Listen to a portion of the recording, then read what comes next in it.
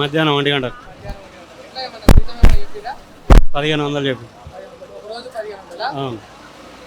ఎట్లా మంచిగా ఉందా? ఎక్స్పీరియన్స్ ఉందా మరి మీకు? ఉన్నది 2002 ఎట్లా ఏం నడిపిరా ఇంత ముందుకు? బస్సే. బస్సు. ఏ బస్సులు అంటే ప్రైవేట్ బస్సులా? గవర్నమెంట్ అకౌంటెంట్ ఎలక్ట్రానిక్ ఉన్నాయి కదా, అవును. అవి నడుపుతాయి ఏర్పాటు. ఎక్కడి నుంచి ఎక్కడి దాకా వేసారు మీకు డ్యూటీ? అక్కన్పేట్, సికింద్రాబాద్ టు అక్కన్పేట్.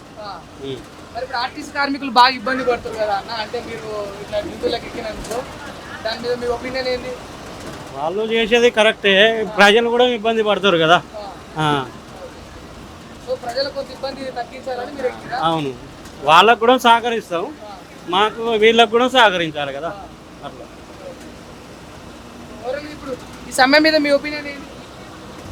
అమ్మాయి వాళ్ళకు కరెక్టే చేస్తారు, వాళ్ళకు కూడా మద్దతు ఇస్తాను. మీకు ఇప్పుడు మొత్తం ఎన్ని ఏళ్ళ ఎక్స్పీరియన్స్ ఉందన్నారు?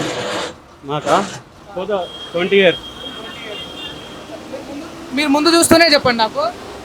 ఎక్స్పీరియన్స్ లేని డ్రైవర్లను పెట్టుకోవడం వల్ల ఇబ్బందులు అవుతున్నాయి అని అంటున్నారు కదా. అవును కదా, మరి ఇబ్బంది అవుతుంది కదా. Okay, thank you. చెప్పండి, మీకు బస్సులు దొరుకుతున్నా? దొరుకుతలేవు. మీరు ఎక్కడికి వెళ్ళాలి? హయత్ నగర్. హయత్ నగర్. ఇప్పుడు సెకండ్. ఓకే, ఎంతసేపు నుంచి వెయిట్ చేస్తున్నారు బస్ కోసం? చాలా సేపటి నుంచి వెయిట్ చేస్తున్నాం. యాక్చువల్లీ ఎగ్జామ్ రాసి వచ్చినాం అల్వాల్ నుంచి. ఓకే, చాలా సేపటి నుంచి వెయిట్ చేస్తున్నాం, కాకపోతే బస్సెస్ దొరకకపోయేసరికి ఇక సికింద్రాబాద్ నుంచి అట్లా వెళ్దామని వెళ్తున్నాం. అంటే ఇప్పుడు డబల్ తిరిగిపోతున్నారు బస్సు దొరకన్నా. మరి ఏమన్నా గవర్నమెంట్కి ఏమన్నా రిక్వెస్ట్ చేస్తారా? కొంచెం బస్సెస్ పెట్టాలి ఎక్కువ. ప్రైవేట్ డ్రైవరా? జేబీఎం కంపెనీ డ్రైవర్లు మేము. ఎట్లా ఉంది మీకు శాలరీ? ఎట్లా ఉంటుంది? మాకు సాలరీ వచ్చేసి 22,000 ఉంటుంది, 22,000 ఇస్తారు. మాకు పిఎఫ్ కటింగ్ అవన్నీ ఉంటాయి అన్నట్టు మాకు ప్రాసెస్. మీరు ఎప్పటి నుంచి ఉన్నారు డ్యూటీలో? నేను 2 years నుంచి ఈ బస్సు మీద చేస్తున్నా. ఇప్పుడు అంటే మరి ఇప్పుడు ఆర్టీసీ డ్రైవర్లు అందరూ కూడా వాళ్ళు సమ్మె చేస్తున్నారు, మీకు తెలుసు కదా. అంటే ప్రైవేట్ డ్రైవర్లను తీసేయాలి, మమ్మల్ని నియమించుకోవాలి, రిక్రూట్ చేశాను, దాన్ని మీరు సబబే అంటారా? ఇక వాళ్ళ ఒపీనియన్ వాళ్ళకు ఉంటుంది. మాకు కూడా మా గవర్నమెంట్లో మమ్మల్ని కూడా కలపాలని మాకు కూడా ఉంటుంది కదా. మరి అట్లా కూడా మమ్మల్ని తీసుకుంటే మాకు కూడా బెటరే. మరి వాళ్ళన్నది చేస్తే మేము కూడా మాకు కావాలని మేము అంటాం. అట్లా మాకు చేయమంటాం, మేము కూడా స్ట్రైక్ చేస్తాం. కానీ మాకు ఇప్పుడు మేము చేయకపోతే మాకు ప్రాబ్లం అవుతుంది. ఇక్కడ కంపెనీ వాళ్ళు మమ్మల్ని అంటారు, మీరు ఎందుకు చేయరు, ఆర్టీసీల కింద సపోర్ట్ చేస్తారని అంటారు. మీరు ఏ కంపెనీ తరఫున వచ్చారు?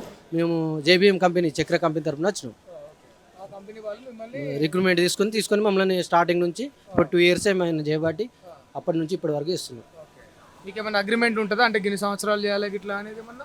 అగ్రిమెంట్ అంటే మేము ముందే బిఫోర్ బంద్ అవుతాం అన్నప్పుడు 3 నెలల ముందే మేము లెటర్ రాసి ఇవ్వాలి, మేము ఈ టైం వరకు బంద్ అవుతాం అన్నట్టు ఉంటుంది, అగ్రిమెంట్ ఉంటుంది. మరి ఇప్పుడు మీకు ఎక్స్పీరియన్స్ ఏముంది మీరు బస్ డ్రైవ్ చేయడానికి? మాకు ఎక్స్పీరియన్స్ ఆల్రెడీ మేము చేస్తున్నాం కదా. ఆల్రెడీ మాకు 18 నెలల డ్రైవింగ్ లైసెన్స్ ఎక్స్పీరియన్స్ ఉందా లేదా చెక్ చేస్తారు, మెడికల్ ఫిట్ చూస్తారు, టెస్ట్ ట్రయల్ పెడతారు, మాకు ఎగ్జామ్ పెడతారు. అవన్నీ పాస్ అయినప్పుడే మమ్మల్ని తీసుకుంటారు, డ్రైవింగ్ టెస్ట్లో పాస్ అయిన వాళ్ళని తీసుకుంటారు.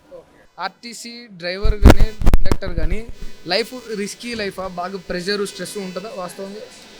ఆర్టీసీ అంటేనే కొద్ది రిస్క్తో కూడుకున్న పని, డ్రైవర్స్కైనా కండక్టర్కైనా. అందుగురుండే ఇప్పుడు ధర్నాలు చేయడము, మొన్న శంకరన్న చనిపోవడము, ఇదంతా బాధాకరమైన విషయం. ఆర్టీసీ ఉద్యోగులకు హామీలు నెరవేర్స్తే బాగుంటుందని నా యొక్క డిమాండ్. ఓకేనా, థ్యాంక్ యూ. అంటే మీరు ప్రైవేట్ ఎంప్లాయ్ అయింది కూడా ఆర్టీసీ వాళ్ళు కోరిన డిమాండ్లు చేయమని చేస్తే బాగుంటుందేమో అని నాకు ఉద్దేశం. వాళ్ళకు వస్తే రాను తరతరాలు కూడా మాకు కూడా ఆ ఇంక్రిమెంట్స్ మాకు కూడా వర్తిస్తాయని కోరుకుంటూ ఈ ఆర్టీసీ చేసే సమ్మెకు మేము కూడా మద్దతు పలుకుతూ వాళ్ళు చెప్పిన హామీలన్నీ నెరవేర్చి చేస్తే బాగుంటుందని నా యొక్క మనవి.